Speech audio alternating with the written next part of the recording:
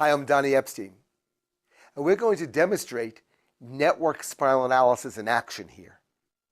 We're going to be observing for dynamic changes in the spine through gentle contact called spinal entrainment contacts, which achieve the ability to cue the brain to look at itself again and for the body to be able to create strategies to reorganize the spine, the structure of your body, which allows you to make more constructive choices in your life and have different perceptions that serve you more effectively. In response to the gentle touch contacts, the spinal entrainment contacts, we're going to observe the body going through dynamic changes. We're going to actually watch breath move through the spine, creating a wave-like motion, helping suspend the noise in the system so the body could de-stress itself and come up with healthier choices for the structure of the spine. We're also going to see an undulation, a wave called the somatopsychic wave, which basically means body-mind wave, also known as the network wave. And we're going to watch how that creates a sustainable change in the spine.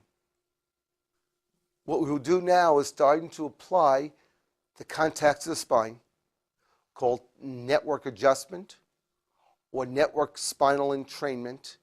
The particular contact points we're making are in the neck and the lower spine, where the spinal cord anchors into the vertebral column. At these particular areas, a very gentle touch can cue the nervous system and spine to reorganize. At each level of care, as care progresses, the body develops greater acuity, a greater vocabulary of perception, and therefore greater ability to make changes, responses.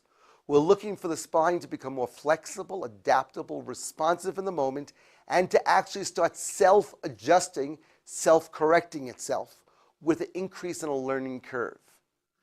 The actual contacts and the consequence of it for the structure of the body, the behavior of the spine, and the person's perception each goes up a few notches as we go through levels of care. We're going to start with a basic care called level 1 care, spinal entrainment contact. I'm going to look to influence the lower cervical neck area, the lower neck area, and the area of the 5th cervical vertebra, 5 out of 7 vertebrae. Rather than going direct to the holder contact, which we may do, I'm going to start by increasing the learning curve by applying a specific contact in a very precise location on the sacrum at the bottom of the spine to allow the brain to find that and find its relationship all the way through the spine. We're going to look for a respiratory wave or respiratory wave, which allows the system to suspend some of the noise, go from a sympathetic fight or flight response where it cannot pay attention inside because it's focused on the outside, into a more parasympathetic response where the body pays attention inside to itself and can create more change. While this is happening, we're going to be watching the entire global response. At particular points, they may cue to say, look here, because those things are more remarkable.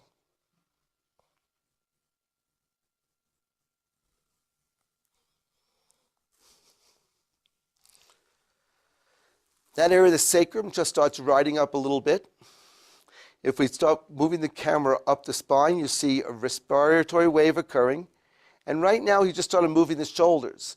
This area of the spine was an area that there was a lot more passive system tension. That means the vertebral ligaments and discs were holding the spine in one position to experience the world the same. It was not flexible to change. And one of the things he did as breath went through is the system said, wow, I could observe this area, and it started moving it. With moving it, the perspective or perception changed. And there was a slight movement occurring in the neck spine. Now, what I'm going to do is I'm going to hold another contact here, and we're going to look at the neck immediately after this, not the full spine, but just the neck. And we see how the neck actually lifted up in the lower neck area. Now, he's also moving a little bit of this part of the neck. I'm going to refine the contact on the sacrum to see if we can get a little more response more precisely in the lower neck.